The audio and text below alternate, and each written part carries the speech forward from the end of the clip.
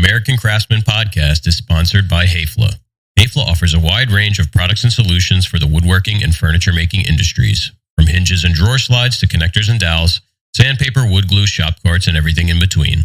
Exclusive product lines such as Lux LED lighting and Slido door hardware ensure that every project you create is built to last. Learn more at hayfla.com.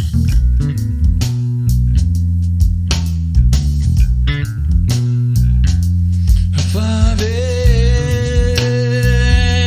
is what it and his soul belonged to the railroad to the day is done. Ladies and gentlemen, welcome back to the show. Got a special guest with us today. Yeah, we're joined by our illustrious colleague, Keith Drennan of Blackthorn Concepts. Yeah. I was wondering who the special guest was. I thought maybe It's somebody you, else. brother. Keith, introduce the special guest. Somebody else just walks in. How are you? We're doing well. Yeah, we're in this hot Jersey. office. Hot Jersey summer. Yeah, I was driving here today. It was 100 degrees in my car. Oh, jeez. Yeah, it's 91 degrees out right now. So this is, we're recording this on July 12th, and it will be released at a Unknown time. unknown date, because we're just gonna put this one in the bank. Yeah.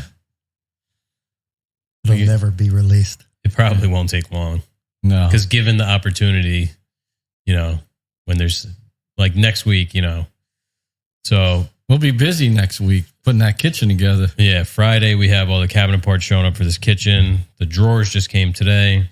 We got the doors are shipping on Monday, so they'll probably be here Tuesday. Shipping from, was it Blue Bell, Pennsylvania? Something like that? New Holland? It's Lancaster. It's Meridian? yeah. Yeah, they're in New Holland. New Holland, yeah. So, it's only a 3-hour drive. So we'll have those either Monday or Tuesday. So we'll be balls to the wall getting that kitchen going. Yeah. It's got to be in by August 1st. Where's this kitchen going? Bricktucky. Oh, Bricktucky. Yep. Heston to a story about a man named Jed. Lived in Bricktucky. That's all I got. Yeah. I don't know any others. Yeah, so that'll be our first kitchen in about, the other one was, I think this time of year we delivered August, but just going back 2 years or 3 years. Yeah, this will be first of the new breed. Yeah. Yeah, so got all the box parts cut, bought all the doors, bought all the drawers. This is what the consumer is demanding. Yeah. Fortunately or unfortunately, we must bend to the will of the consumer. Oh, doing kitchens, you mean? Just doing them this way where, we're not really building anything. We're just kind of putting it all together. Oh, the customer asked for you to. No, it's just, the price point drives. Yeah. And their expectations, this is what fills the marketplace. Yeah, like this to them is a great kitchen. It's a custom kitchen. Yeah. Yeah. Yeah, because all the sizes are custom. Yeah. Yeah, that's true. But, it's like going to the auto dealership and just picking the color of your car and telling them you want, bucket seats or bench seats. It's that kind of thing. It's not, not for us. It's not custom. No. But hey, we got to make some money. Not everyone has that Greene Street money.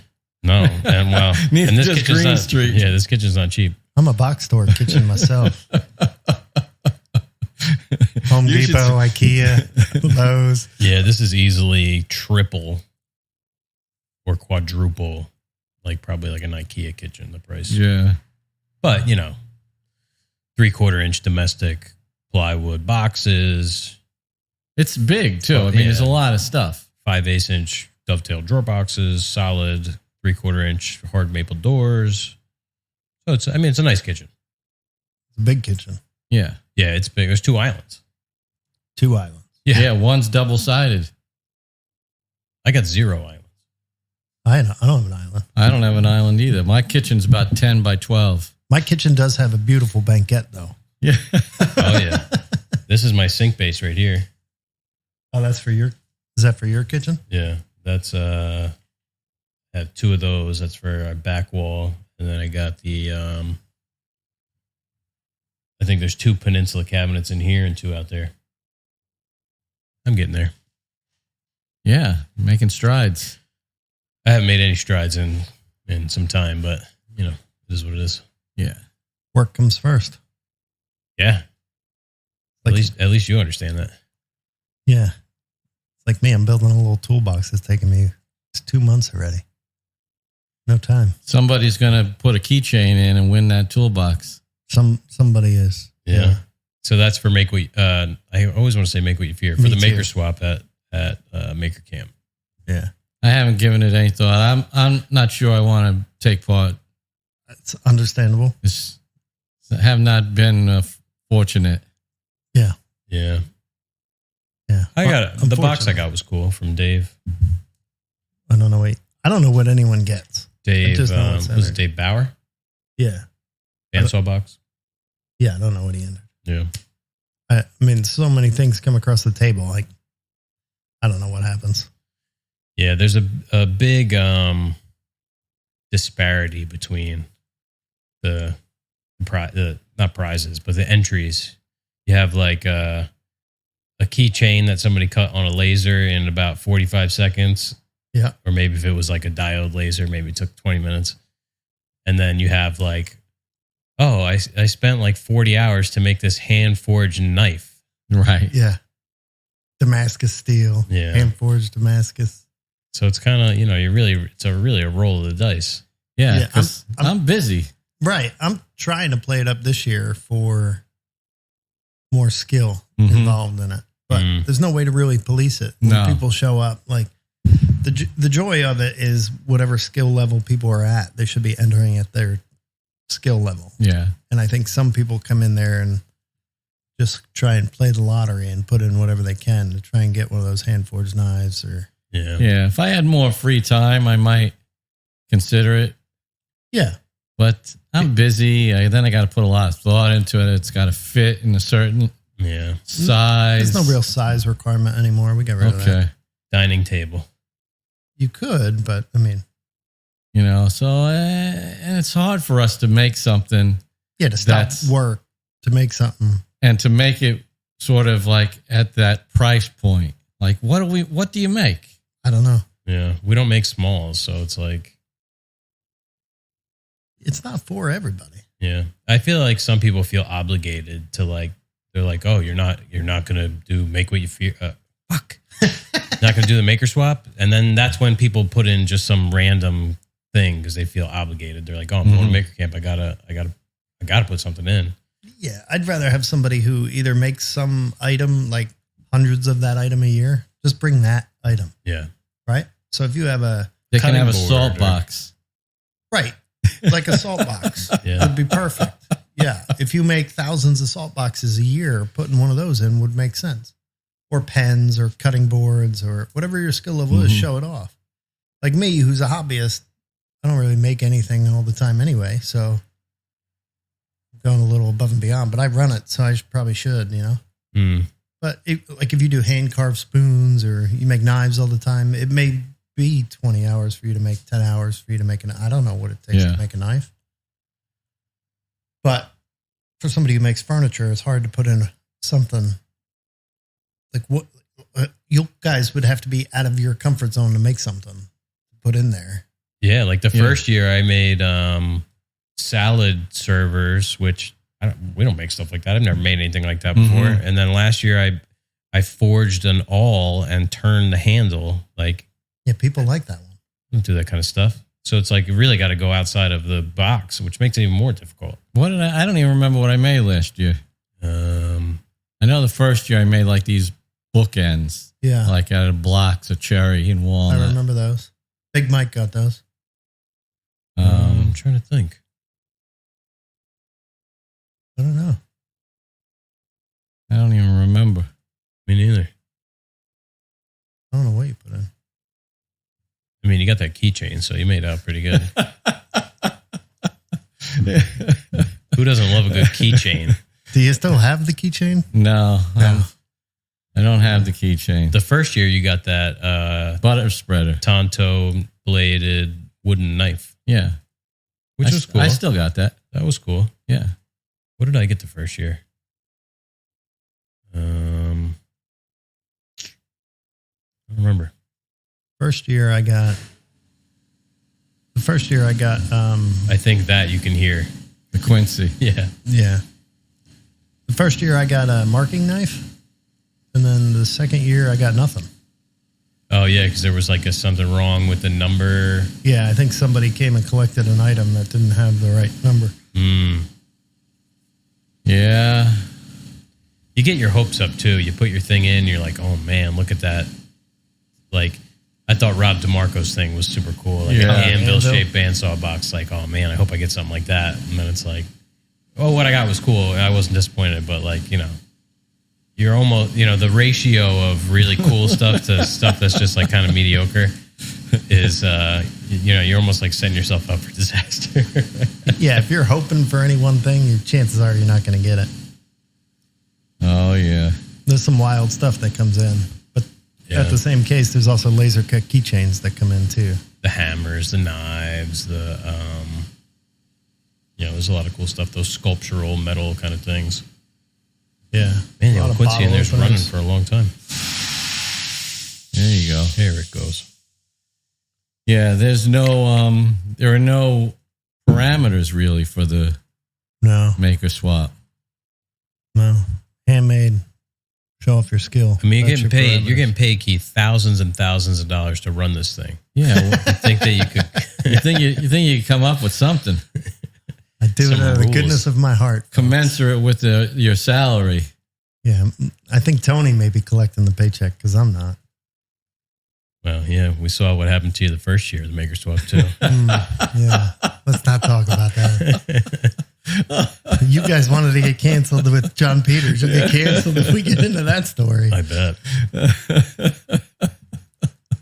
So all in all, the maker swap in the last couple of years. It's good. It's good.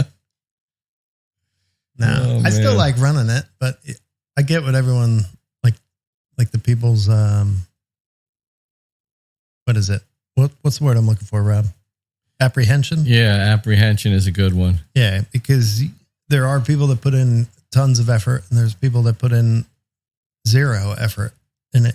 Like, I feel bad turning people down and being like, that's not good enough for this. Well, then what is good enough, And then what do you start separating them into like, oh, yours is a level 2. You're not in the level 3s, So Right. level 2s swap with each other and level 3s swap, And then who you're going to be canceled real quick. Yeah, who determines what level people are at, Right. Because the level 2s think they're level 6s. Yeah. Yeah. If you want help, I could be that person. I've had a lot. I've gotten a lot of people offer to be that person. It's a little, I don't have any friends anyway. They're like, wait, I get to tell these people how I feel? trust me, I'm pretty good at being an asshole. But when you're looking at them dead in the face dead with in the something face. that It's they hard. put their hard-earned time and effort into, and you're like, you're a level 1. Yeah. Or whichever way it goes. We're going to put this with the finger paintings. Yeah. You're a bottom feeder, I mean, the cool thing is that people enter from all ages, and there's kids in there that'll enter, and the skill level. Oh yeah.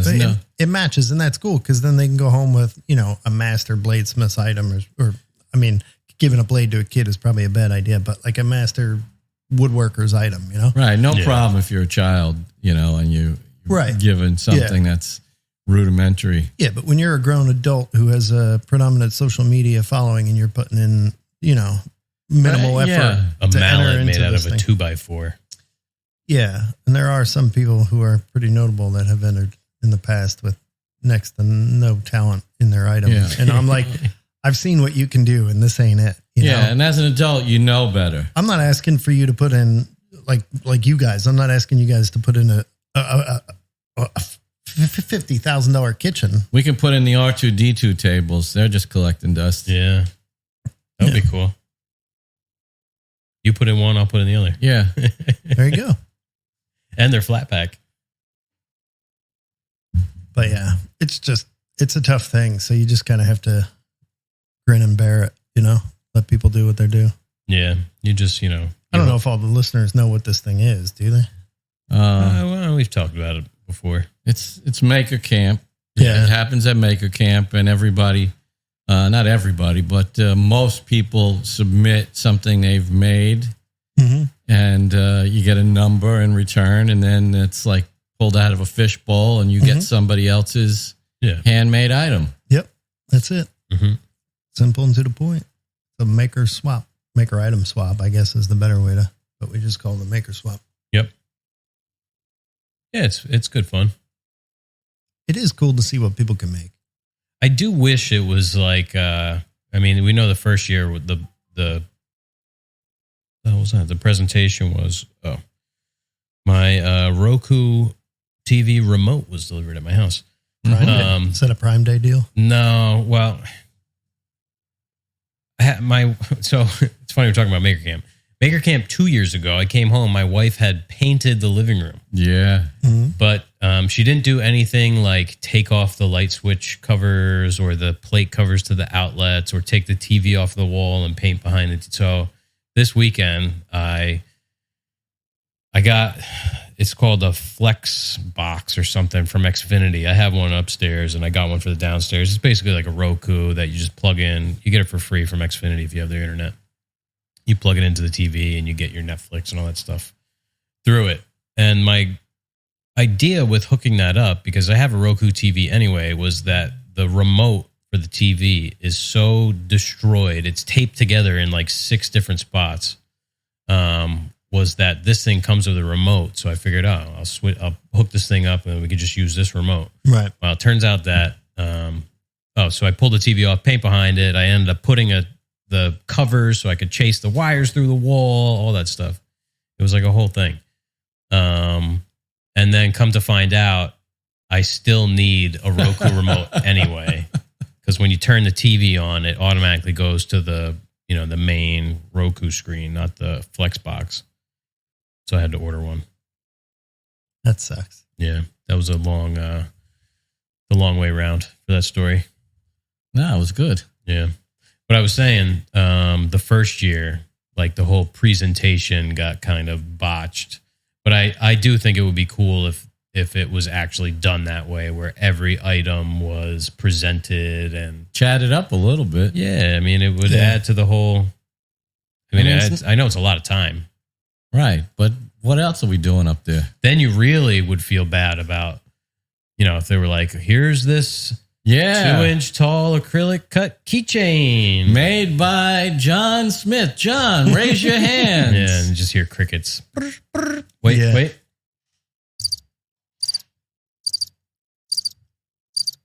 Thank you, John. John? Bueller? So, yeah, it's like a little bit of a deterrent from putting in something crappy. Yeah, I mean, I would do it that way, but, there's 150 entries or whatever last year.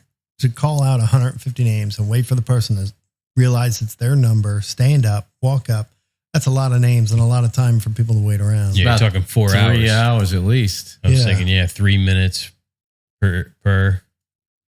That's 450 minutes. Oh, that's a long time. Or 2 minutes, 300 minutes. So it's almost not feasible to do it that way. You're right. You're going to have to cap the entries. Yeah. Only the elite. You're gonna have to. It's going to be invite only. That would be cool. Invitation only. No, none of these orange slices or trophies. What are they called? Participation trophies. Yeah. Speaking of Ferris Bueller, did you know that that part was supposed to be played by Anthony Michael Hall? No way, really? Yeah. Who's Anthony Michael Hall? He's like Breakfast the goofy kid in all those. That gingery kind of kid. Yeah, sort of. He was Breakfast Club, Brat Pack. Yeah, was he in Strange, Weird Science? I don't know if he was in Weird Science. I don't. He was in 16 Candles. Before your time, Jeff.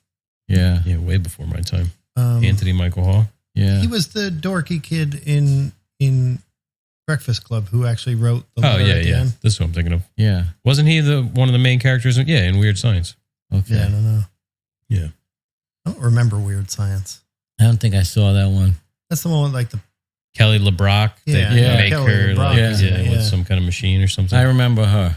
Yeah. Is that the one with the popcorn too? Don't they have like the popcorn? I don't remember. Is that Weird Science? It The came one that out was like 4 Weird- years before I was born, so Oh, well. What year did that come out? 85. 85. Breakfast Club, 16 Candles, Weird Science. He was in Edward Scissorhands, which I don't remember. Johnny Be Good, Halloween Kills, National Lampoon's Vacation, Pirates of Silicon Valley, Out of Bounds, Dead in Tombstone, War Machine, Freddy Got Fingered, Hail Caesar, The Class, A Gnome Named Norm. I don't know half these movies. I The don't Dark know most Knight? of them. He was in The Dark Knight. He was in Halloween 2018. Halloween Ends 2022.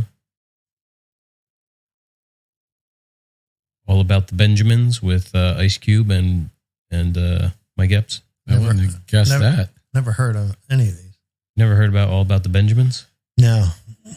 This guy's been in a lot of movies. He's famous. I'm surprised you didn't know who he was. But Well, anyway, not by name. he was supposed to be Ferris Bueller. Yeah, He was in Hysteria, the Def Leppard story you kidding. from 2001. Who did he play? What's got 9 arms played- that sucks? He played Mutt Lang. Oh, he played Mutt Lang? Yeah. He only got a 6.6 out of 10. Did you listen to our episode about where we talked about Birch Hill and Hunka Bunka? Probably. I listen to all your episodes. Yeah. I think it might have been last week. Did you go to any of those shows? No. The Starland I'd been to. Yeah. That was Hunka Bunka. Yeah. I was never there when it was Hunka Bunka, though. Me neither. I've never been there. When did it switch over to the Starland? In the 90s, right? Maybe not even. Trying to type with a rubber band wrapped around my finger. It was a nice trip down memory lane. It was interesting, that website you guys found with the all the old shows and stuff. Yeah, the set list and everything. They had the set lists. Yeah. It doesn't say 2,500 person capacity. I didn't realize it was that big. Me either. 2,500? 2003, it became Starland Ballroom. It Wow. was Hunka Bunka until 1987 to 2003. Hunka Bunka Really? Ballroom. I didn't even know that. It was the Journey Mill Inn from 62 to 82 and Willie's from 82 to 87. I don't think I ever went to Hunka Bunka. No, I didn't. The only Jersey place I ever knew was the Pony. Yeah. Or the Wonder Bar.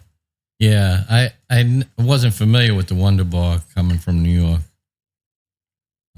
Was Asbury Lanes doing shows back then or no? When? In the early 2000s? Yeah. Yeah, I didn't know. Punk rock. Yeah, that's what I thought. Oh, and the Saint. Oh, the Saint. Yeah. Yeah. I think, didn't the Saint just sell? Yeah, I think it closed and then reopened as something. The rumor I heard was that somebody wanted to, Develop it, right? reopen it bulldozer. as sort of like an homage to what it was in the Mhm. heyday. I've been to a couple shows at the Saint. They knocked down the Brighton not too long ago. Yeah, I played there. Oh, yeah, I went to that show. That was like, remember there was like a torrential downpour. Oh, yeah. That was crazy. There used to be a big venue, like not where the headliner is, but like on that island there. There used to be a venue there. Everyone, it was before my time, but everyone used to talk. All the big acts used to go there. That's what, Belmar? Yeah, I think it's still Neptune, but yeah, on your way into Belmar. Then they knocked it down when they built that island and made the Oh, the the big townhouse out there. Yeah, Yeah, no, I don't know.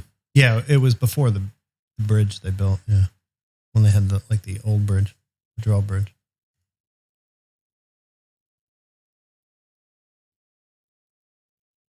Well, when's your band gonna play the Pony? I don't know. I quit. Oh, really? Yeah. I didn't know He's that. a solo act now. Yeah.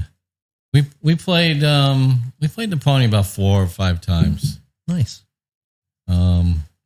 Yeah, they wanted to do they wanted to do covers as well as the originals, All right. but that meant playing like these long cover gigs. Yeah. And I'm not down for that. We could play a gig and it's like, well, we're going to play one original song at the end after playing all these. And don't forget to the dinner specials are the veal asabuco, and please be kind to your waitress. You know that. Remember to tip your waitress. Yep. I don't want to hear I don't want to hear silverware clacking. I don't want to play any place where you got to set up in front of the waitress station. I did that 40 years ago. Yeah. I'm 61 now. I'm beyond that. Yeah. You want to play where people came to see a band. Right. That's it. Not, we're having tilapia tonight over at Francesco's and there happens to be a band playing. Can you keep it down a little bit? Yeah. No. The salad bar is open. Yeah. Can you turn down the air conditioning? It's cold in here. That's not for me. And, they thought I was being like a prima donna. Well, I get it. I miss playing music with people, but that's too big of a come down for me. I'm not doing that. Yeah. But I mean, it's easier to get gigs in our area here along the Jersey Shore. Oh yeah. Everybody wants to hear the same 35 songs. Yeah. And it's got to be hard as a 6-piece band towards the end? You're not going to make any money. And they want two guys with acoustic guitars and bare feet. The other thing is, it's pathetic. We're in our 60s. Right. No, but I don't want to see a bunch of 60-year-old people up there playing bad versions of cover songs. I don't. Yeah. So if I don't want to see it, who wants to see this? And you're the guy in the band. Yeah. Yeah. You haven't heard of a little band called Vinyl Traction. So I have a pretty strong opinion on the topic. Anyway, so one night I just quit. I get it. They were all just sort of like, really? Yeah. I'm like, yeah, I quit. They're like, oh, well, we're screwed now. Are they still playing together? Or? I think they are. Yeah. We had just taken on a keyboard player that sings. Ah, okay. And he was kind of like, I would say that he was like the nail in the coffin for me. Wow. Because that'll happen. It was sort of like I could see the way the band was going, and it was getting like this guy was kind of cheesy, and I don't want to be a part of this. Right. Let's play Sweet Caroline. Yeah, so it's like coming up next. Build Me Up, Buttercup. Oh. And then Margaritaville by Jimmy Buffett. You guys have a good time. All the success to you. Here's Born to Run by Bruce Springsteen. Find a guitar player and go do your thing. Yeah. Those acts are, the one guy or two guys with acoustic guitar. Yeah. You could throw a dart into a crowd and every time hit one of those guys. Oh, my God. Because there's little bars all up and down the shore, just in Keensburg, not so much, but up and down the shore, there's dozens and dozens of bars. And like Thursday, Friday, Saturday, Sunday night, they all have some guy like that playing outside on a stool. But here's the thing I don't understand, right? When we were coming up and we turned 21 and we were going to bars when there was bands, right? Yeah. There were still bands on the radio, like bands. Yeah. Right?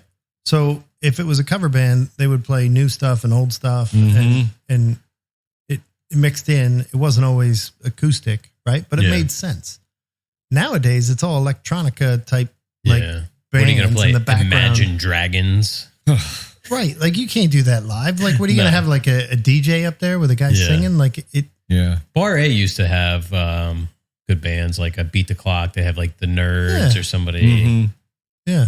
Or 90s Night, actually. I was telling you about them. You ever seen them, 90s Night? No. They play more up this way, but they're playing, I don't know if they already, I think they might have already played down at the, there's like a little pavilion down there, but they're good. They play all 90s cover songs, but they play them in like sort of like a pop punk cover. Oh, that's cool. Yeah, they're good. I mean, they're really good. And they're like, they're my age. They're like in their early 30s. That's the cutoff. Yeah. You got to be in your 30s. Otherwise, I don't want you to see you playing covers. Yeah. I could see that. I mean, I don't mind cover bands here and there. I'm not going to go out to see a cover band now. Right. Yeah, it's I background used music. to, but you were going to the bar anyway for other reasons. Yeah. You know, now if I'm going to go see a band, I want to go to like the Pony and see a show, you know? Yeah, exactly. Yeah. Or it's somebody you know or somebody you've heard of. Or if I go to a bar and there happens to be an acoustic guy, I'll listen to him. I like that. But I don't want to see a band up there doing covers when I'm out to dinner. Yeah. I mean, you go out to dinner, there's going to be unexpected music no matter what, whether it's playing out of the speakers or is there some guy. So Right. it's like, you know, as long as they're decent. Yeah. I ran an ad in Craigslist. I said, let me just put an ad. I put like singing guitarist looking. Yeah. And I put, so that was my title. And then I put something in You're there. really showing your age putting it on Craigslist. Well, I mean, I don't know what other venues. I'm sure Facebook would do it. Oh, Facebook? Yeah. I don't have Facebook. Well, So I got a couple of responses, but it's all people that want to do an acoustic thing. And I'm like, no, that's not for me, man. yeah. No. I have not sunk that low in my life yet. Yet. So you're saying there's a chance you're going to get there? I don't know. I don't think so. And I have this other friend that he also invited me to come down and do that. Like he's got something like that going, and I'm like, I didn't know what to say. Like, try it out. Maybe you like it. No. So hokey. Yes. I don't know. Like how do you like the false enthusiasm while playing acoustic music? I know. You know, which can be, acoustic music can be whatever, but You know what that's good for? You're sitting around in the backyard and you got a fire going and you've had 3 or 4 beers and you want to get the band, you want to like get somebody who doesn't singing Born to Run or something like that. You know what I mean? Yeah. Like someone who's not in a band. It's like, come on, I'll strum the chords. And, Right. And you just, it's like a fun. Yeah. It's like a show. Right. More It's than not- a music. Right. concert. It's not a performance. It's Right. It's a show. So there used to be this one guy, he did, and it may work for you, I don't know, but he would, at home, he would record every instrument Oh yeah. for the song, right? And then he would set up the full setup, drums, guitar, Yeah. keyboard, or whatever. And each song he would move to a different one. And the backing music that he played, it was just him. The backing music he would play was something he recorded at home. But for Yeah. each song he'd move to, Another instrument. and he was like a one-man show, but he was the whole band at the same time. That's He's cool. like Prince Yeah, out that's there, cool. you know? Well, that's what I did. I mean, I recorded all the Right. tracks. Yeah, so you could do that and just be a one-man show and No, not have to I- deal with people or a hokey keyboard player. I don't know. I don't miss it that bad. get a looper pedal. Yeah. Yeah, Those are huge right now. Like the one man Yeah. looper pedal guy. yeah. Yeah. I like I said, I don't miss it that much because you got to let go at a certain point. Yeah. You know, it's like you can't be 30 when you're 60. You could try. You can. But you Crushing a lot of dreams right now, Rob. Yeah. Yeah, there's a lot of 31-year-olds going, uh-oh. Yeah, I mean, as long as you can keep your dignity Yeah. doing it, you know, to me, that's the thing. And everybody's got their own idea of what that is. Like for me, I could feel my dignity slipping away in that scenario. Yeah. And that's my criteria. It's not everybody's criteria. Right. So, It'll happen. I don't know. What we got to do is get you off of Bandcamp and put you onto Amazon. So yeah. And iTunes, so we can actually listen to your music without being on the website. You can, I could just send it to you. Yeah. Nobody does that anymore. Oh, Yeah. Because then it's got to be like on your phone in some sort of. I don't even know how to put music on my phone Me neither. anymore. I wouldn't know how to play a song through my so phone, just like a file. what does it have to be on? Like Spotify or something like that? Or? Spotify, Amazon. All right, I'll do that. Yeah. I think you can just self-publish, upload it like you Yeah, would with yeah. It's probably On like a a podcast podcast. where you have like a host and then it'll distribute out to whatever. Yeah. Yeah, that's what I'll do. You could do like live streams, play music live on a live stream. Oh yeah, if get a Facebook Yeah, live stream going. That's too much effort. Hey, just put your phone on a tripod. Yeah, just put your phone up and go for it. No. You had something like this, you could stream the audio. Yeah. So that you get like high quality audio. Well, you know what you could do if you do a live stream? What's you could that? do covers. People would love it. Yeah. You know what song I've been dying to do? American Girl by Tom Petty. Oh, yeah? God. She was an American girl. But a full acoustic version. Yeah. Yeah. He's rolling in his grave. With a ukulele. And when it does that, like, gum, gum, gum, you could, like, slap the acoustic guitar. Yeah. I love doing that. Oh, shit. I hate that shit, that slappy acoustic guitar thing. Yeah. Like, listen, that was cool in, like, 2006 when the first guy did it. Yeah. But now we're, like, 17 years into the acoustic guitar slapping. It's over with. Right. Find something new. You got to wear your flat brimmed hat while you're slapping your guitar. No, I think it's transformed out of that. Did I send you that reel about the flat brim hat? Yes. You're 30. You got to put down the flat brim hat. Yeah. You look like an asshole. Oh, I've seen that. Oh, I love that reel. The one where he says, I don't like it, but you got to wear the dad cap. Yep. Yeah. This is like the in-between dad hat. I never understood the flat brim. Me neither. Like, just makes me think that you drink Monster Energy drinks all the time. yeah. Yeah. I think that's a prerequisite. I think they give away those hats with a case of Monster. Yeah. Like your name is Kyle, isn't it? Yeah. The flat brim that goes over the ears. Oh, yeah. What is that? Yeah. I don't know. I never understood that. I always figured I was out of touch with fashion, which I usually was anyway. Like buy like 2 sizes too small so it fits over your ears, or too big. I mean. Yeah. I've always been like the dad hat style baseball cap. Yeah, I like the low slung hat. Yeah. I'm more of the newsboy cap, though. I've been wearing one of those. I have those, yeah. For a long time. I have the pub hat, not a newsboy hat. Like the pub hats. What's the pub hat? Is that like a closer fitting version? Yeah. Yeah. Think of like an Irish guy's hat. Oh, okay. You know? Like a And then- Kangol hat. Exactly. Oh, okay. Yeah, Kangles. And I was wearing them, and then all the hipstery people started working them, and people were like, Don't oh, you hate that? you're a hipster. With I'm like a handlebar mustache. Yeah, I'm like, gotta you put have this any- down for a few years until this pad runs out. You have any IPAs on tap? That was like back in 1986, I came back to New York. And so that was back when holes in your jeans became The thing. fashionable for the first time. And my cousins were like, oh, wow, you got all these great pants. It's like, yeah, I'm poor. I've been wearing these for 5-10 years. These are my only 2 pairs of pants. Yeah. It's funny you said I'm wearing these pants today, like these, like, I don't know what you call this style pants, but my jeans were all ripped and I had to go meet with clients today. So I was like, I can't wear these. Oh man, I know what I wanted to ask you about. Speaking of peripherally related to Maker Camp, is the go-kart event up in the same area. Oh, yeah. Because you brought the CT up there. Yeah, I brought the CT70. It was fun. Yeah, Yeah. I highly recommend coming next year. yeah, It was hot. Too yeah. hot for me. I'm not good in the heat, but Me neither. It was a lot of fun. We left it like when it got real crowded and it was real hot and like there was no wind going. So I left and went over to the Blackthorn for a beer, you know. How And far then- from the Blackthorn is it? 2 minutes. Oh, wow. Yeah.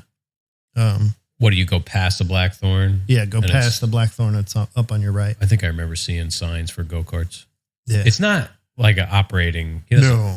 He opens it up for this one day a year. You'd think that he would maybe like reopen it. I would assume the juice ain't worth the squeeze. There must be some sort of liability got a insurance and stuff like that. They got like a water park and shit up there. There's got to be tourists who could. Yeah, maybe, but maybe the liability outshines. Seems a little irresponsible to be owning a business and not having it open. He bought it for the Yeah. building. Personally. He uses the building. Hmm. So I don't know what's in that building, but that's why he bought it. But, it's a lot of fun. People come up with like handmade go-karts or they bought a go-kart and fixed it up. Or Did you have to sign a release? No, but rumor is you're going to have to next year. Yeah, it's like everything. The more people start showing up, and then yeah, I expected like 20 people to show up total, and maybe 5 carts, and there was like, I'd say, if not 100, close to 100 people. wow, Yeah, that's there too was many. I'm not going. a lot of vehicles that people had brought. Like I walked around and counted, but like there's a building in the middle, right? The parking lot is on one side, and there's 2 sides you can enter the track on either side of the building, and then there's like pit row is on the opposite. So there's no real way to look everywhere. Like people still had their things in their car or took their go-kart out to their car to get water or something. So there was no real way to count, but I counted, I don't know, over 30. Yeah. But I may have counted a couple twice by walking around or something. So not everything was really operational either. So I'd like to build a go-kart. me too. Any go-karts impress you? Yeah, who had the fastest go-kart? That's what I want to know. This guy, Art Clements, he runs Clements Small Engine on. Okay. I saw him tagged. Yeah. He's like the main guy for this go-kart event. What kind of motor was he using?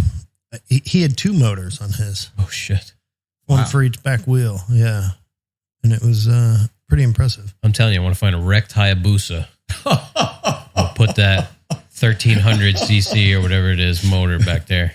You could.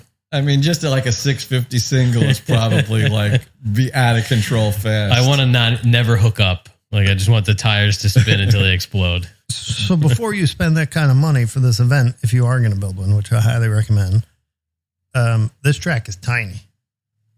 The CT70, I put it in 1 gear and just in 2nd gear, and I couldn't even wind it up before I had a brake for a turn. Like, it's tiny.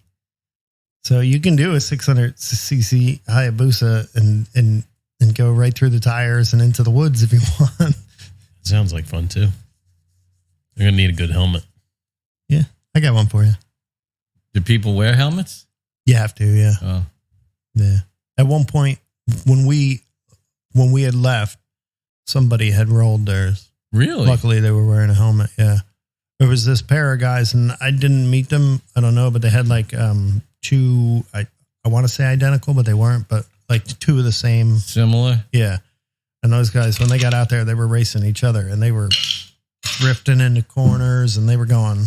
Did they have like Crazy, Briggs and but- Stratton motors in there? Yeah, pretty much Yeah. everyone has a Briggs and Stratton motor. Yeah, that Predator is like, that's like the go-to. Yeah, I the used to watch 212. on YouTube 2 guys, I forget the name of it, and they would, I don't even know how I got onto this channel, but they would like build go-karts, and they would build these crazy, it was really cool. Yeah. And they There's had like a dirt track. Like if you go to Harbor Freight, there is a racing Predator motor that you buy, and they have racing kits and all different stuff. It's all and then you go hopped on up. YouTube, and there's different ways to port and Yeah. Yeah, I polish think your they're like valves 15 horsepower or something. Wow. yeah, Yeah. they're pretty nuts. Yeah. Tuned exhaust. Yeah, I want to build a cycle cart. That's what I want to do. What's that? I've been talking about it for a few years. Yeah, so what now. is that? Chris sent that video. So a cycle cart is you take a motorcycle engine, like what you were saying, and you use like the taller motorcycle wheels, or like it basically harkens back to like the old school race cars of like the 20s. Yeah, it reminded me of like the Build- Roadster that Chris has. Right. You But build smaller. it. Yeah, you build it around that, and it has like the big wire wheeled tires on it, from rims. Yeah. And it's built. Some people are building them now with the Predator motors because, I mean, what else do you need? You know, for $130, you can get a pretty fast car, and if it blows up, you pay another $130 and drop it right in. But it's just a cool shape. It gives that 1920s car look. Mm-hmm. You can make it out of wood too. You can make it out of wood, metal, fiberglass. I want to build one. So I want to buy a cart so I have all the components, and then just build the body around it. Right. And So then you can replace get the hubs. chassis. Yeah. I want to buy the chassis.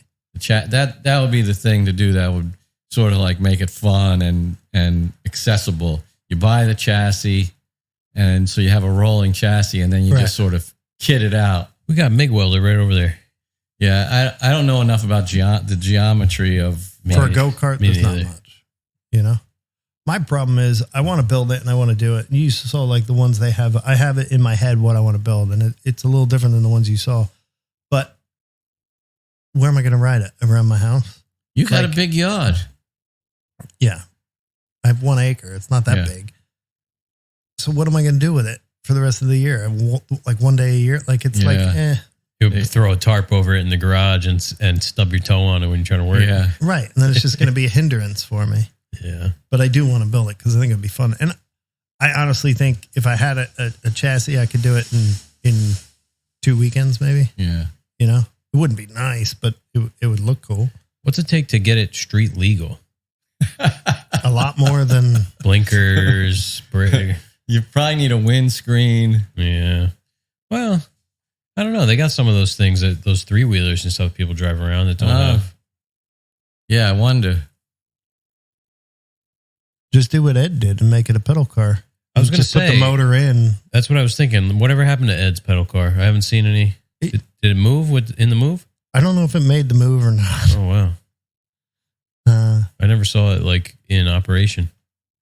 Yeah, he did a reel or two about it, and then he took it apart for the move, and I don't know what happened with it after that. Would have been cool up at the track now. I just got an email from Jill over at RT. Yeah. They officially did a podcast. They did. Wow. Yeah. Congratulations to them. I think she said they released it. I'll have to. Now you got to go out there and record with them. Just uploaded our first podcast. That's those guys, right? Yeah. Yeah. Edge Bander and RT You going to go to Machine. Falling Water when you get out there? I'd love to go to Falling Water one day. I don't know if. Didn't they say it's real far from there? That was the thing I asked. It's not as close as that. They're near like Harrisburg. So it's like Harrisburg's a day trip. Falling Water is not. Yeah, that's like a almost day, to stay Ohio. out, come back, yeah. You've been there? No, I want to. I was going to tag along if you were going to Falling Water. Yeah, because there's actually another. It's Knob something, or something Knob, which is another Frank Lloyd Wright site that you could kind of piggyback onto if you go out to Falling Water. The other thing about Falling Water I've heard is it takes so long to get there because the roads are small. Like you get to a certain point where you're taking all these back roads. Yeah. When I was in college, the dean of my school that I was in, the school of engineering, he was a big Frank Lloyd Wright guy. And we had to study everything was Frank Lloyd Wright. And he held him on this high pedestal. And, as a 20-year-old, you're like, screw you, They took a trip out there. I was like, I'm not going to that. I got to go to work, I'm not one of these rich kids. And now I wish that I had taken all that Frank Lloyd Wright stuff in and kind of grabbed hold of it now that I know more about him. I'm like, Yeah, he's got some cool stuff. I mean, there was a lot of his stuff has failed. Yeah. But he was pushing the boundaries. Yeah, that was the thing. He didn't it was like, I got the ideas, if material science can't keep up with me, that's not my fault. His concrete stuff is cool. But I think they've kind of rehabbed Falling Water in particular. Yeah, it was closed for a couple of years. Yeah. It's a museum though, right?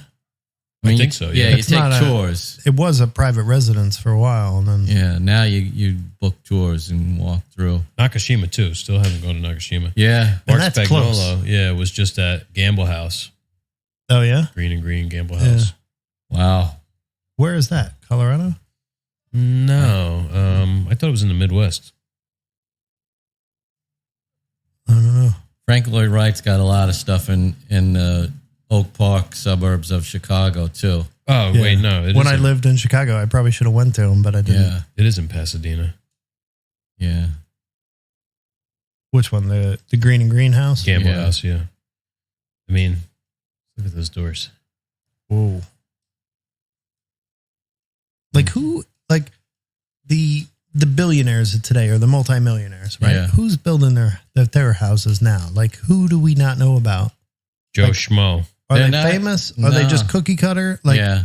are these They're- billionaires not hiring people like that? Is that just a lost art? It's It just is. Throw up a cookie cutter house and let's move Well, in? it's like it's gadgets now. It's not craftsmanship to that degree. It's a house that's got gadgets. But there's got to be some millionaire out there, right? Or billionaire who says, I want I want to hire these craftsmen to work on my house for the next 5 or 6 years. Yeah, there's got to be somebody. I mean, they have that kind of money. They do, but they don't have that kind of patience, and they don't have that kind of taste.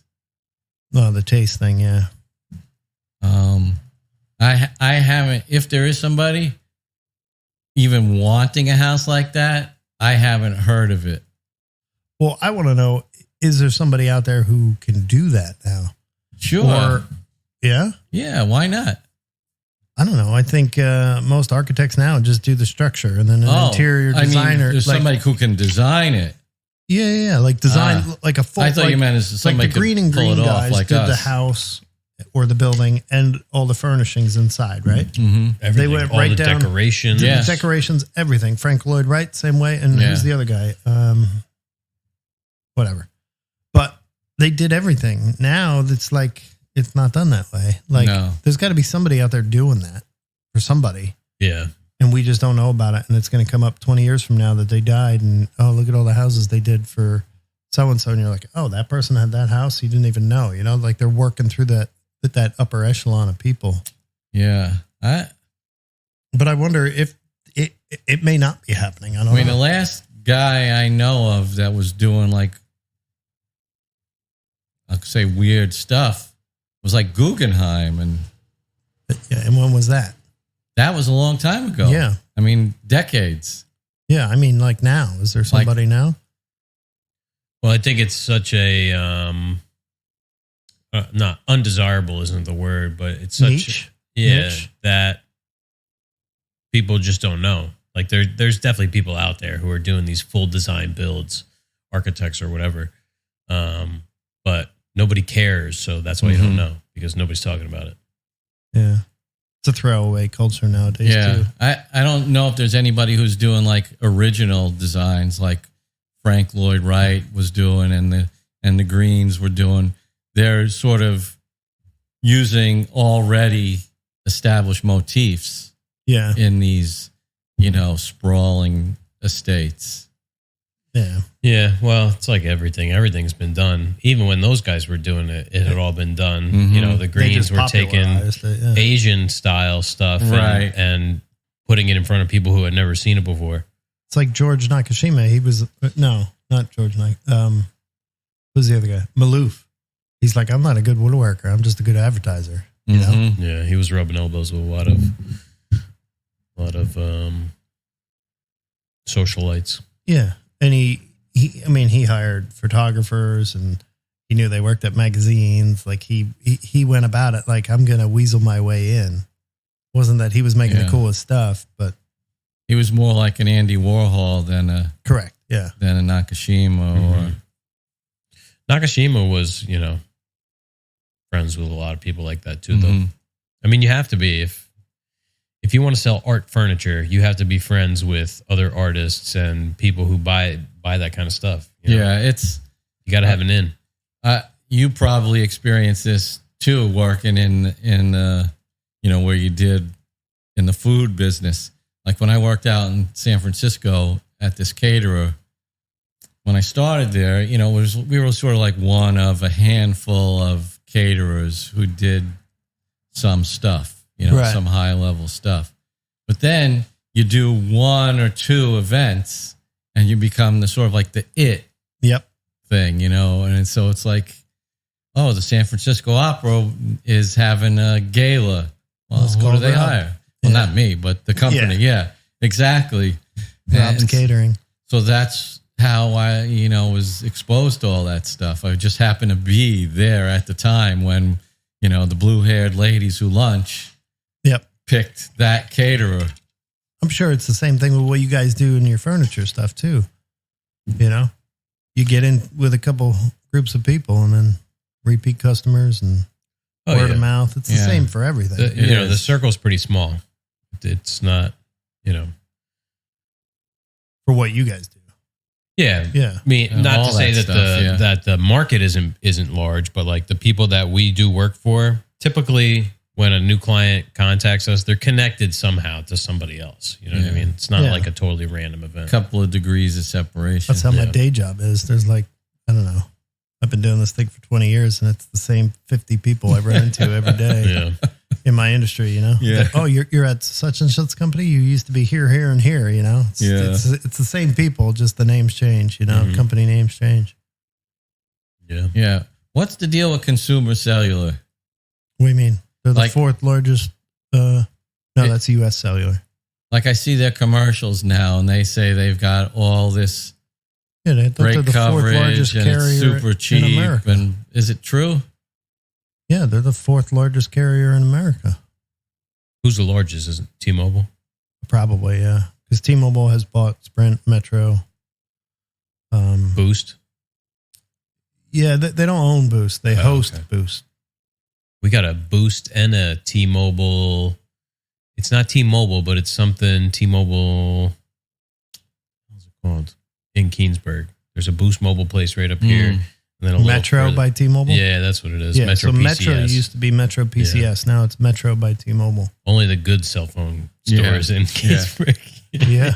You need a burner account? Yeah. Yeah, that's what they're known for. Like Boost is all burner phones. And, but Next, we'll be getting a Cricket wireless. No, you won't. Not where you're at. But yeah, U.S. Cellular. I mean, it's real, but I don't know how their network is done. Yeah. We don't do any of that work. Supposedly they have their own network, but I'm pretty sure they're piggybacked off Verizon. That's what I thought they were piggybacking because Yeah, like a Boost, like a Boost piggybacks off of T-Mobile. Okay. Because that they sort of tout that in their commercial. What? That they've got the same coverage and they're cheaper because they don't actually own the. Yeah. Yeah, but when you they don't own the towers. When I have Verizon and you have consumer, isn't the Verizon person getting priority on the network or no? I don't think that's legal. Huh. Because I have Verizon. Or do they lease them like a certain amount of, I don't know if it's called bandwidth. It is called bandwidth, yeah. So they lease them X amount of bandwidth. Yeah, so like on a site, and I'm not too privy on the U.S. Cellular and Verizon situation, but like there used to be a network called FirstNet, and it was for first responders. Okay. And that ran on AT&T's network. And so every antenna structure may have up to 4 antennas. So they just removed one of their antennas and put up a FirstNet antenna. So that antenna had the same coverage at all the same sites, but it was linked to FirstNet. So only that antenna could go out for the first responders. I don't know if Verizon does that for a U.S. Cellular, if one of their antennas in an array is just for that. Mm-hmm. Probably not. I don't know. I don't get into the RF side. I'm more on the structural side. Yeah. But I mean, a lot of the antennas are the different frequencies. So you have like your 2.5, your 850, whatever, you know.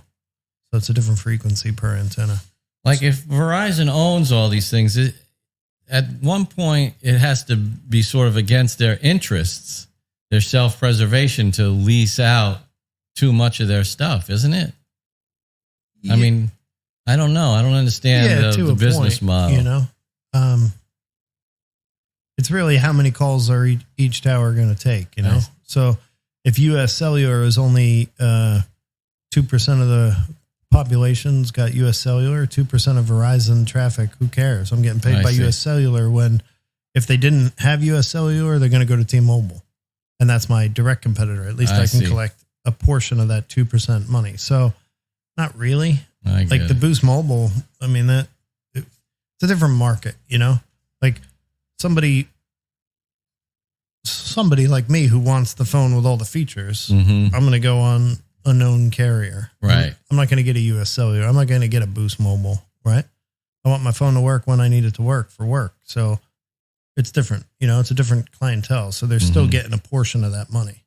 And depending on how they structure their lease with that company, they may just be getting a flat rate regardless of what U.S. Cellular makes. I see. So when's the 5G going to take over and kill us all? Hold on. Let me check question. my countdown. I have that countdown here.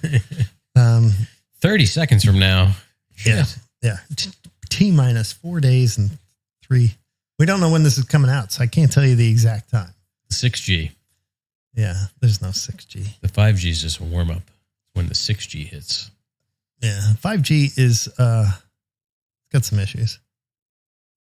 Yeah, makes sense. Newer technology. Well, it's we don't have to get into it. You want to give out the secrets of the deadly 5G. Oh, it's not deadly. It's just, did you get your vaccine?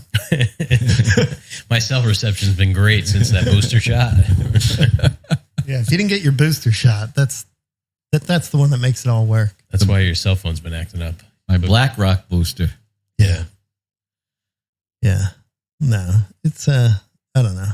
5G is weird. Then they have this thing called 5G millimeter wave, which is lightning fast, like ridiculously fast. But you pretty much have to be line of sight to the antenna. And it'll move gigs in a second. But aren't they like, they're starting to put like, I don't know what they would be called, like boosters Small on like cells. telephone poles yeah, or they're something? called small cells. Yeah. It's like a little jumper. It'll jump it back to the tower. Yeah. I mean, they've been trying to do that for years since I started in the industry. These little like boxes, they have like these little antennas and they're like, oh, we could put one on every telephone pole and they all link back to one hub. They've been trying to do it for years. It's almost impossible to do it. So now they have these small cell networks, which are smaller. I mean, they're bigger than those antennas, but they're smaller than what you see on a tower. Yeah, because those things are freaking huge, those towers. Yeah. And they're putting those up pretty much everywhere now, and that's what's going to carry it moving forward. What's like the height that like one of those towers needs to be? Like where do the antennas need to be off of like the ground? That depends on... like in a city, I'm guessing it's got to be higher. No, not always. Sometimes they want to be around 60 feet. Oh, wow. Yeah. Yeah. A lot of the towers are like the monopoles that you see are like 120 to the top. And I mean, it depends on the topographical area that you're in, obviously, as to how high they want to be. But it's not like a radio wave where they want to be at the top to spread it as far, because they need to be at a certain height where your phone can transmit back to it too, you know? So if you go too high, it's not that good. Right. So, in New York, we do what's called vertical layering. So we turn the antennas on their side and point them up at skyscrapers, just to get those. So the people in the skyscraper can go down. It goes down. Oh, wow. Yeah. How much do you get for leasing your property to one of those big, tall things? Not as much as you think. Yeah, because maybe I put one in my backyard. Yeah. You have to get a variance. Remember when we tried to get a shed? Yeah. So years ago, it used to be... That's funny. They're like, 30 feet from the back and 15 from the side. It's like, okay, that's inside the house. Yeah. Years ago, it used to be a profitable venture to have one around. Now it could just be a nuisance for you for what they're paying. Oh, I see. But Jeff, that was funny. But most towns in Jersey now, they require the first like we call them rings, right? So one search rings. So if you want to put up a tower in Keensburg, they'll put up a search ring. Like, all right, this is the area population we want to cover. And you go out and you try and find the candidates. Well, the zoning laws in Keensburg may say you have to first try all public property first. So they get the lease rights. So whether it's a water tower or behind the police station, they want to put up a monopole, something like that. That's like, so the variance says it has to be on public property first. So they get the juice. I think that Middletown Town Hall might have one. Yeah, they probably do. Over on 35. Yeah. So for it to be on private property now is pretty rare. in New Jersey.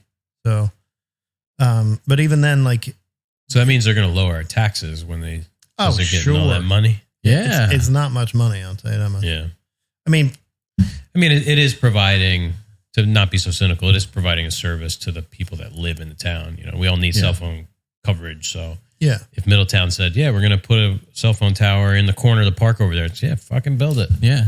Yeah, who cares, right? Yeah, I don't care. I'm looking at stupid bullshit all day anyway. That's why I care seeing a tower over there.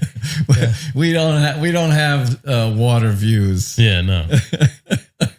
Jeff and I both live on pretty good sized roads. Yeah. On some of those towers, there's some big antennas up there. They don't look big to you, but they're like 8 foot tall. 2 foot wide. Like they're big, you know. The one that's kind of like behind Food Town, Atlantic Highlands, you know what I'm talking about? That one seems like it's like 400 feet tall or something. I don't know. Maybe it's not cell phone, but Yeah. I mean, maybe it is. Who knows? yeah. I mean, it's super tall. Maybe they're shooting out into the water, for all the fishing boats and stuff, Or maybe mid height. They got some cell phone stuff, and at the top it's radios or something. It could be radio. It could be point to points too. So like, let's say you're like, have you ever been driving up like to Maker Camp and you look off at the mountain and there's just a cell phone tower way up on that mountain? Well, all cell phone towers are connected to the grid. It's not like they transmit from tower to tower, right? They're all fiber connected through the ground. Okay. Really? I didn't know that. Yeah, it's all a grid. Yeah. The fiber network is still just as important as the wireless is. So the wireless just gets it from the tower to your phone or computer or whatever you have, But on top of that mountain that they may not want to trudge up fiber all the way up there, or they can't. So what they'll do is a point-to-point microwave shot.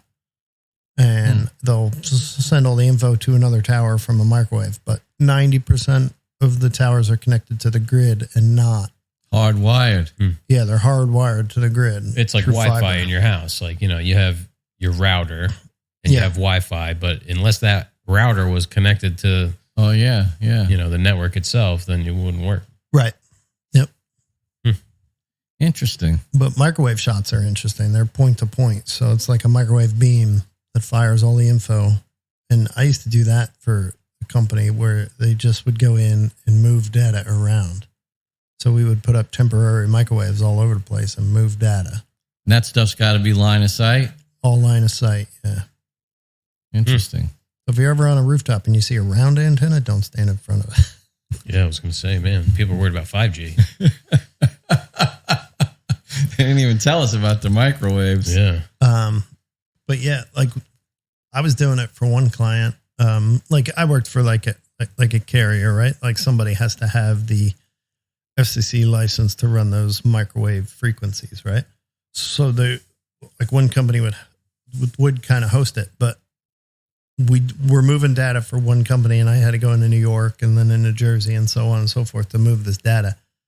And we could only do every other site because they didn't want us to know where it was shooting in case we ever want. So I don't know what it was. They never tell you who it's for. But what they were doing is the building we started in New York, right? Then we would shoot to another building and then leapfrog it, and over to the next farm that they were going to put it in. So the reason why they did it all on microwaves as opposed to just moving the server farm is they wanted to destroy the servers before they left the building so no one could get the data. So they moved it all wirelessly in like 3 days. And then destroyed what's the the info there? Like who visits Epstein's Island or something? Oh, we're back to this. Here we go. Keith didn't know he was going to get roped into this. Yeah, that's exactly who hired me. No. It is, I believe that one was some sort of Wall Street financial record situation. Yeah, there's lots of stuff going on out there that we're not privy to. Yeah, but when we were doing that, I guess the majority of the roofs I go on in the 5 boroughs now are like apartment buildings and not that fun. But when I was doing that work, I was like up on, the famous skyscrapers and stuff like Empire State Building and all those. That's cool. And you go up to the top, like where the observation deck is, and then you go like another 8 stories up. Yeah. People don't even know it goes up that much higher than what they go up to. And then there's like just a bunch of antenna mounts up there for different communication stuff that they have up there. Do you go outside? Oh, yeah. Yeah. Must be windy as hell. Some of them, yeah. Yeah. That's scary. I don't even we go up on the roof or get on the ladder here and we're like 15 feet above the ground and we're like, easy there. It's weird. Like most of the roofs I go on have parapets, right? So there's like a wall at the edge of the roof, but some of them don't. And some of them skyscrapers, like outside, like along like the big black ones that are around like Central Park, they don't have parapets. So it's just a flat walk and then there's the cliff. If you want to end it, it's easy right now, Yeah. Like I don't even have any effort when I get to the edge of that building. And that's scary, but I just kind of, Do you tie off? Yes, of course. No, I don't tie off. How high are the parapet walls? Like 3 feet, 2 feet? Sometimes they're like 8 inches to 3 feet, God. 4 feet. There's some that are 10 foot. Yeah. You know, it depends on the building. It depends on who the architect was. Man. Yeah, like I don't. The like majority standing of on them the- are about 2 foot 8 inches. But now all newer not high buildings are higher. Yeah. Yeah. 2 foot 8's not high enough. I mean, you know, if I'm just on an apartment building like 10 stories or less, I don't even think about it. It's when you get up to the skyscrapers. But then you're on some, and then you're on there, and you're on the roof, right? And then there's a ladder going up the parapet or up a penthouse, and I got to get on top of the penthouse or bulkhead, depending on what it is and who you are. And then I have to get up there, and then they want to mount it on the water tank on top of that penthouse, and then I got to climb up that ladder. And when you start going up there, you start looking down, you're like, this is rough. Yeah, I'd be shitting just worried about falling from the water tower to whatever's below the water tower. Yeah. I feel like the height, like for the building itself, like standing looking over the edge, there's like a point of diminishing return where it's like it's not scary anymore because you're at such a ridiculous height that's like your brain can't even comprehend. Like when you're 40 feet up. You say that, come with me to work one day. It's a completely different ball game when you start getting up there. When the clouds are going by. It's like once you get over 30 feet, it's all the same. It's all. Yeah, no. There's a definite change in your, especially on a windy day. Oh, God. Is You that couldn't wind pay me enough. Yeah. I mean, that wind can blow pretty good. But like most of the ladders, like we can't climb a ladder. I mean, per the rules, we're not supposed to climb a ladder that's 20 foot unbroken with a landing or 20 foot without a cage. Okay. I don't measure them. Like if it's 21 feet, I'll go. But And those things are like straight up too. It's not even Yeah. like there's like, you know, when you're on an extension ladder, at least it's kicked out at an angle. Yeah. yeah, no, they're straight up. Yeah. Yeah. And sometimes like you'll be on your way up and there's a cage at this level, and then you got to get up to this area of the building, and then you got to walk across a roof to another area, and then you get up there and you're like 30% of the way up, and then you're like, well, now there's no cage up there. Like they just stopped putting cages because no one's going to inspect it. And then I'm like, well, I already made it this far, you know. But in some instances, I'm like, no. And most of these ladders have been put on this brick 100 years ago. I know, the rusty so bolts. So you're climbing up and you're like, that's no bolt there, no bolt there. One thing I would never do unless I needed to, like in all the movies that you see where people are like, oh, on the fire escape, you know, I'm going to go hang out and have a glass of wine. No way would I get on. Unless that fire is burning and I know that there's no way for me to go through, I ain't getting on a fire escape unless I have to. Those things are the most rickety things in the world in the city. When I was a kid, that, you know, we in the summertime, we put a mattress out there and sleep. Yeah, you're nuts. That's part of like the, you know, when you don't know any better. Like I never heard of anybody like fire escape collapsing. Yeah, I've been doing this for like 20 years, and back then I used to take a lot more risks than I do. Like now, if I see something sketchy, I'm just like, I'm not doing it. You have to hire a climber for that. Yeah. I'm not doing it. I don't have any tie-off gear or nothing. But back in the day, it used to be like you have to get into this building and get the work done. And when I used to be paid per site, right? So if I didn't, I could drive all the way into the city, I could get to the site, spend 2 hours trying to get in and not get in. So if I don't get in, I don't get paid. So I make my way into that building, whether it's climbing up that fire escape from that building, doing this, doing that. And what do you do when you get up to the top of where you're going? I measure it, make a design. Okay. Yeah. That was those instances where you have to kind of finagle your way onto the right roof. But that's the goal, is to get a measured drawing of the location. Yeah. Yeah. But I'm surprised they don't do that with like a helicopter now. They just drive by with some kind of LiDAR and just scan it and buzz on out. Yeah. Yeah. I'd be out of a job. They give Keith $17 a day. Once you deduct tolls and taxes. Don't forget a $4 per diem. So you could probably use that stuff, but like these buildings are old, you know? Like over 100 years old. And so plus, like, if they're lower than the rest of the skyline, you know, you can't get a helicopter in there. Yeah, but I mean, even if you went up to the roof, right, and you took like a LiDAR machine. You just had somebody put it down and let it scan the roof and walk away. That's not going to get you the cracks in the parapets and what is the makeup of the wall, what's on the other side of that wall, if there's something under, or is it like if you're attaching to a bulkhead, what's on the inside? Can you even through bolt? Like there's a lot of stuff. So you got to make sure it's suitable to build on. Yeah. Yeah, that's pretty important. Yeah. Yeah. People's lives are at stake, and the thing's 60 foot up in the air. Yeah, any of your towers collapse? There was one that collapsed, yeah. It wasn't part of us. They built it. They were in construction, and it didn't collapse. It wasn't a tower, but one of my sites. It was in construction, and they put everything up, and it was supposed to be built with kickbacks. So like there's a mast coming up off the parapet wall, and it was supposed to have kickbacks in. But in order to do the kickbacks, they had to get the landlord roofer. And the carrier that wanted to do it said, I need this thing on air tomorrow. And the antenna guys who were installing it were like, we can't, it's not built yet. And they're like, the masts are up, put the antennas up. So they put the antennas up without the kickbacks into the roof because the roofer wasn't there. Hurricane came through, and luckily it fell inwards to the roof and not outwards. So it was a couple of extenuating circumstances. Yeah. Another example of the corporate elites looking out for the little guy. Yeah. That doesn't God happen. bless them all. Thanks, Verizon.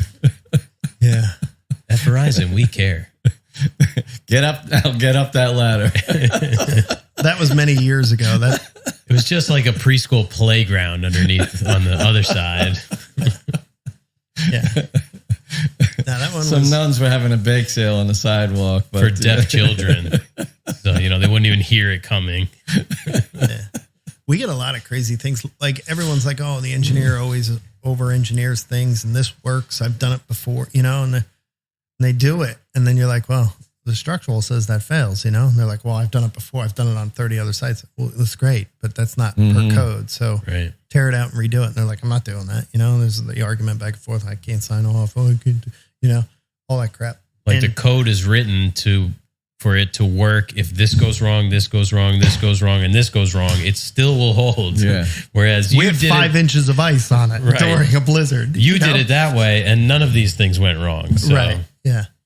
We have like this thing with everyone likes to use Unistrut because it's easy, right? It's got all the holes. I don't even drill. I don't have to measure nothing. I just go up there, I clamp it to it. Well, Unistrut for our purposes has to be up against the wall, and they don't realize it, and they'll span it between two masts. I'm like, it's not structural. You can't do it.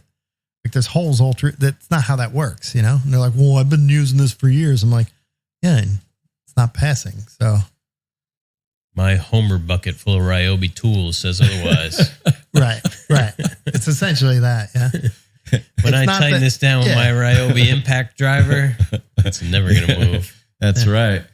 It's kind of like having it's kind of like having an airbag in your car. You never want to use it, but if you do hit something, right. Like if you do have 100-mile-an-hour wind with 5 inches of ice on that antenna, you're going to want it to stay. Yeah. Oh yeah. A, so it doesn't kill somebody, and B, so you don't have to go up there and rebuild it. Yeah. So there's a lot of extra put into it, but there's a reason for each extra. Oh yeah. No kidding. I mean, it's not something you want to fool around with. It's like, you don't go buy the cheapest motorcycle helmet you can find. Right. You buy the best one. Yeah. Is this the best motorcycle helmet made? Yeah. That's the one for me. Yeah. It's like, I don't know. Did you see that a couple of years ago? I don't know how many, probably 10, 15 years ago, at exit 98 on the Parkway, they had that monopole. No, I don't know it. So there's a monopole right there at exit 98. And we had one that looks like a tree? No, this one's red and white. It's a police pole. No. So they were welding at the base of it doing a tower mod before they put anything up at the top. So there's all different ways to mod them. And they're modding this one, and they have to weld tabs on it. And they were welding it, and they lit the steel on fire, welding it, with the stick rod. And it just burned the inside out. And luckily they were able to get it out, but it didn't fall down because they had built it correctly. But that's one of those use cases where if this happens, Mm-hmm. you don't want it to blow out. Or, I mean, it could have fallen right on the parkway or probably not on the parkway. It's not that big, but on that off ramp. And Could have killed who knows Right. how many people. yeah. Yeah, and that one's probably tall.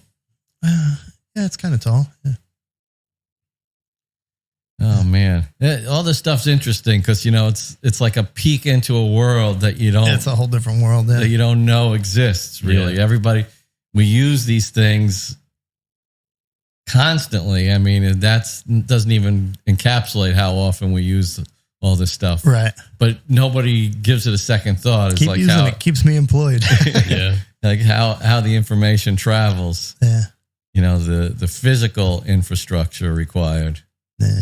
What's crazy to me is the guide towers. You ever see the guide towers? No, what's that? It's a tower that is like a little triangle, and it's probably tiny, and it goes up, I don't know, 1,000 feet, 2,000 feet. Holy crap. And then they're guides. So there's guy wires that come off. Kind of like when you're walking down the street and you see like a telephone pole at the corner and it's got it's called a guy wire that comes down and is anchored into the ground.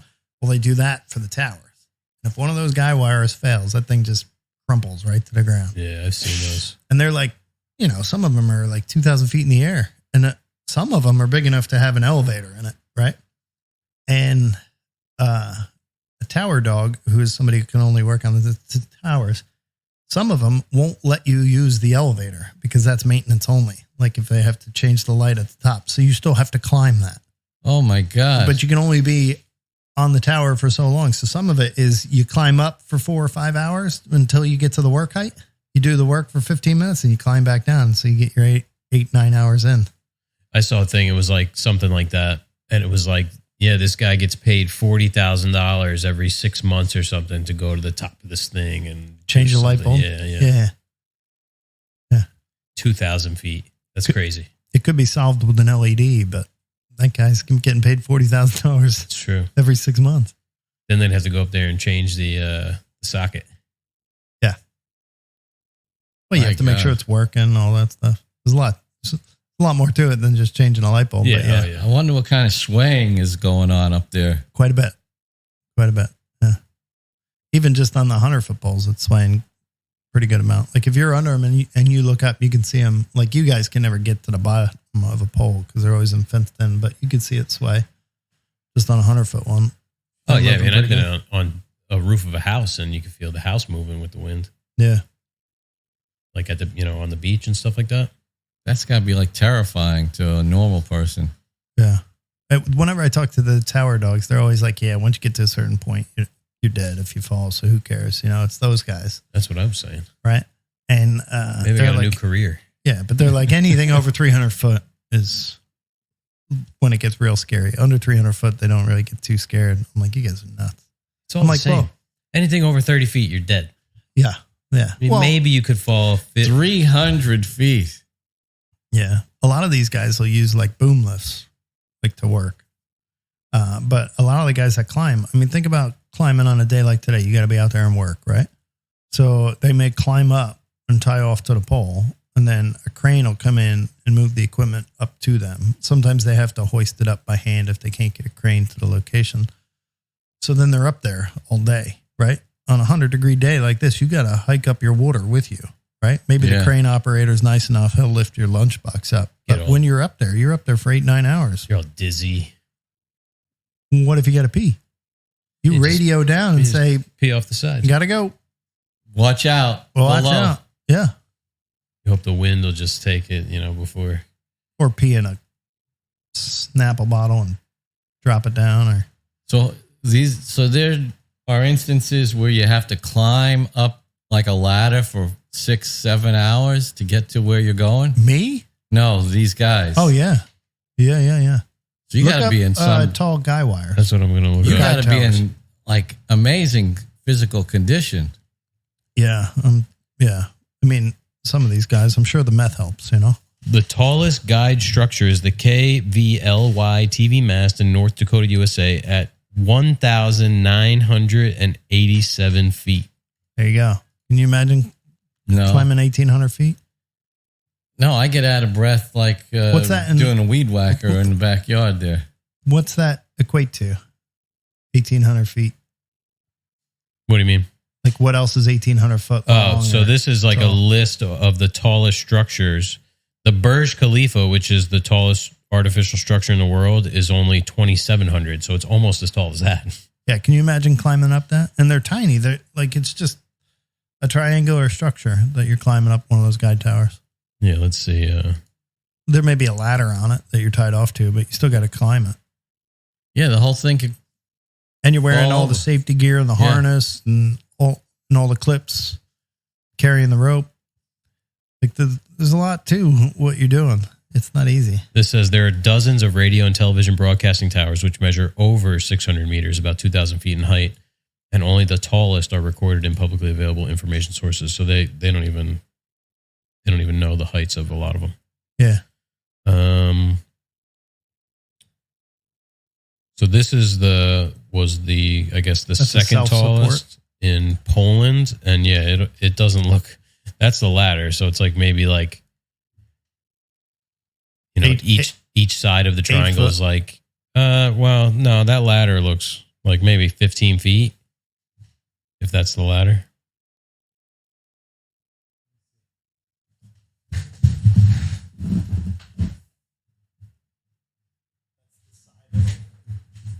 You're looking at the side of the ladder. That's the cage that goes around it. Right?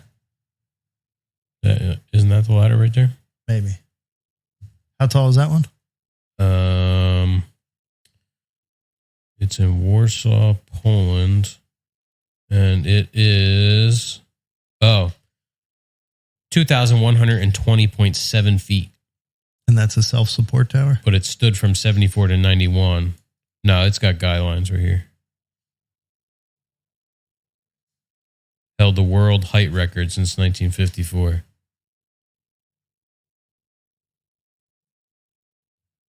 Could you imagine having to build that thing? I mean, think about the foundation. Yeah, the foundations are pretty good. But I've heard, I found out on the internet, I'm going to bring it to all the tower guys, that dry pouring is the way to go. Yeah? Full Steam Designs has come up with a new way to do it. How many millions of views does he have on that now? I don't know. Wasn't it like 21 million? Was it that high already? I think so when I looked at it, and that was a couple days ago. Is that the guy that was doing he did the little pad out in front of his Yeah. shed? Yeah. I don't have internet here. Let's see. I'll check it. That's what inspired me to get onto TikTok. Let's see. He's got one right here that's got 23 million. Okay, so that one only has 1.5 million. Actually, no, 12.7 million of him doing it. Then the one of him jumping on it's got 1.5 million. But he's got one here where I think he did a test of dry pour versus mixed. 23 million views. It's unreal. That's crazy. The power of the internet. I saw it. Yeah. Yeah. And I don't. You're never on Instagram. I go on every day. I like to check my friends. See what's going on. Yeah, I go on often. We got one cooking right now with 32,000 views. And the most I have is 1.7 on Instagram. 1.7 million. That's a lot. Yeah. Yeah. We have one on Instagram, I think 1.4. That was the best one. It's crazy. You never know what's going to hit. Nah. Like, I did that one. I was making this is the coffee scoop you liked. Oh yeah. I did it Still didn't on a get whim. one, but I like it. I mean, if you look at all the It's in stupid my stuff drawer that's at home. popular, it's like, we've put out dozens of reels that are better than half the junk that's, it's just whatever the algorithm decides. Yeah. It's like if they see some engagement, they start to feed it to some more people over here, and then it's just a self-fulfilling prophecy. Yeah, it's weird. Does Instagram monetize anything anymore? No, not anymore. They got rid of it. They're now asking you for money. Yeah. They want you to be verified. which I think is dumb. What is that? That's that You get blue the check mark. Blue check mark next to your name. Oh, I don't think I have one of those. No, you have to pay $14 a month, $15 a month, something like that. I don't Why? even know. Because they verify that you are who you say you are, and you get like preferential customer service treatment or something. Why don't they just kick that's not the true. You people get- that aren't you- verified off? You get customer service. There is no customer service without it. That's true. God damn. What was that? Oh, yeah, big Harley guy. There you go. Is it true that a Harley won't stay running if you don't blip the throttle? Yeah, it'll stall right out. I don't know. Not like a CT70. That thing will purr all day. All day. But you want to keep it moving. It's air cooled. Yeah. You should come next year. Ride it around the track. Yeah, I'm going to go back down to your house and ride around your yard again. Anytime you want. Then we'll go swimming at the complex. Compound. Yeah, the Yeah. compound. Anytime you want. That's for Rob, not for all the listeners. Yeah, if you guys want to visit Keith at home, his address is 114 Main Street. 164. Thank you very much. Yeah. And we've been on a beautification program these last couple of weeks. Building's looking good. Yeah. Probably be done Friday. It'll be done before this comes out. Yeah, Yeah. who knows when this will come out? Could be next week. We don't know. This will come out 2024, right around the time 5G takes over. Yeah. I thought it was 3 days from now. It is. Our buddy Lou from Shore Pro Painting. Yep. What are the colors we got going on? We got soft fern for the body of the building, And sea haze. for the accent color on the brick. Yep. Now we got to get you guys a sign made. Yeah. I wanted to look into those corrugated, that corrugated plastic, like like something like that. Just big, cheap for now. No, Pop it up on the wall. like a laser cut keychain, my friend. Listen, that's all we can. Laser cut keychains, all we can afford right now. Let me borrow that laser. I'll just cut out all the pieces. We're working on getting a new laser. Yeah. You in the market for a laser? Sure. He's very amenable. I'm in the market for a lot of things. As long as the price is right. As long as the price is right. Yeah. Yeah, I reached out to several laser brands, only one of which I heard back from. Who's that? Monport. Never heard of them. Yeah. Either had I.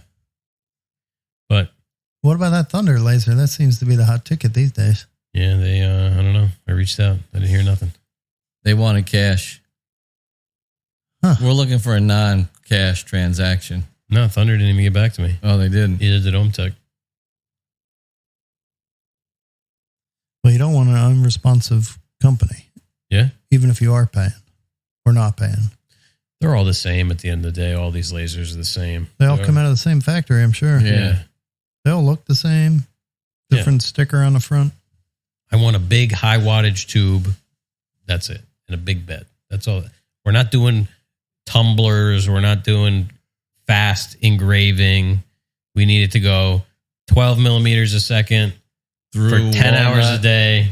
and cherry. And that's it. Yeah. Yeah. So when do you get it? They're supposed to come back with a collaboration proposal. They said that they're definitely not going to be able to cover the whole thing. Yeah, it's like a $9,000 laser. That's fine. I'll give you $100 for this one. I'll get it out of here today. 100? We were only going to ask 75. Well, I want you to use the forklift. That thing's heavy. And then I didn't bring my truck Come today, on. so I got to borrow the Toyota. We've pushed that thing in and out of the van a couple of times on Yeah. our own. OMTech makes a 70 by 55. That's big. Yeah. This Monport is, I think, 60 by 40. Monport? Yeah, Monport. Interesting. Your buddy Jason follows him on Instagram. Of course. So You got those T-shirts for him? I don't have a buddy, Jason. Monport laser. Let's I see. kid. It is. Yeah, it looks like all the other lasers out there. Yeah, they're all identical. Where is it? What, they take it off the website? They only had one. Oh, here it is, 64 by 40. It's pretty big. They have one that has a chiller built into it, Mm. which is cool. Yeah, because Keith's going to need the chiller. Yeah. Yeah. I'm also going to need to rent that space where it's at. We'll just stack it on top of the other laser.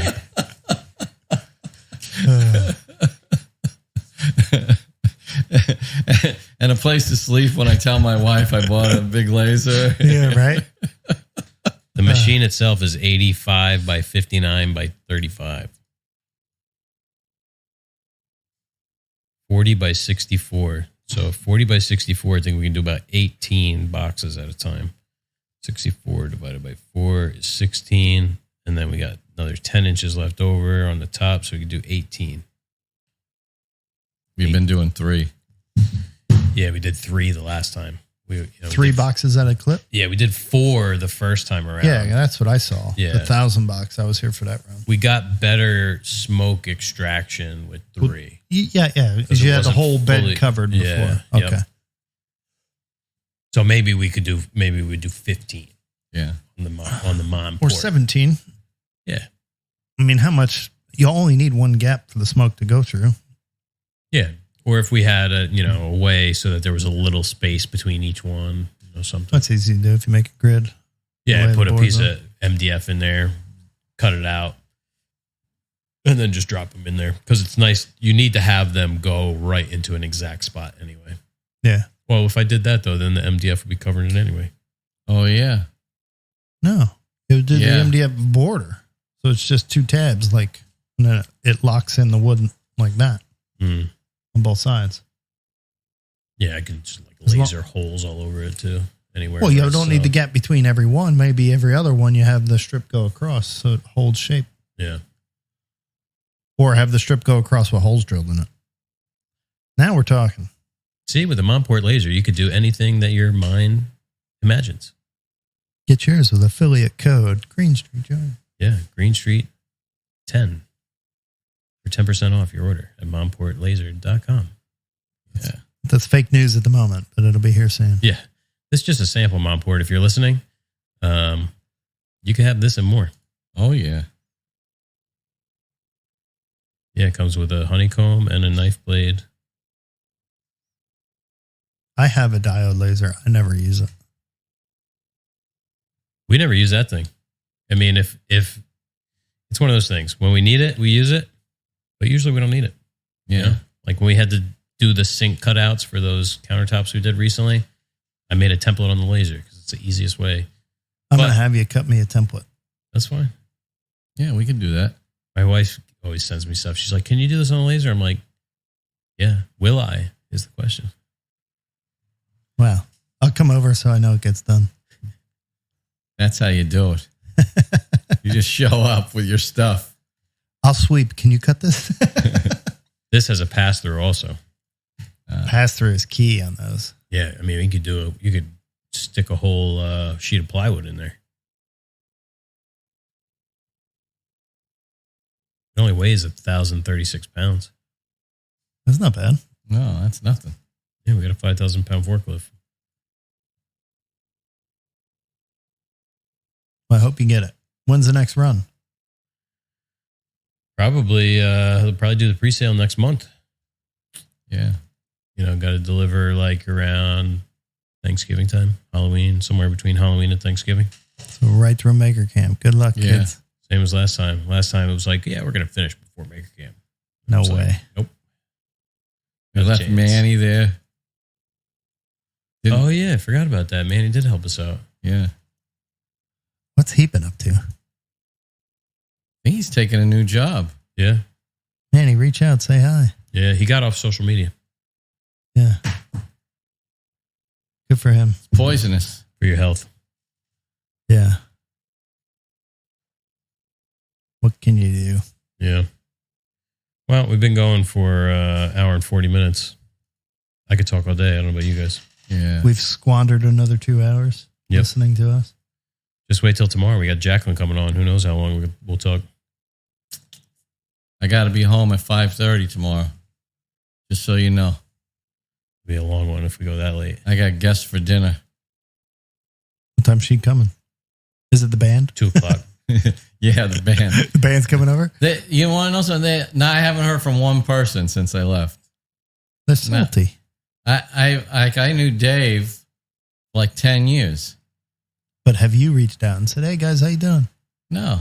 Yeah. All right. They're probably saying, can you believe Rob's just hasn't said hello?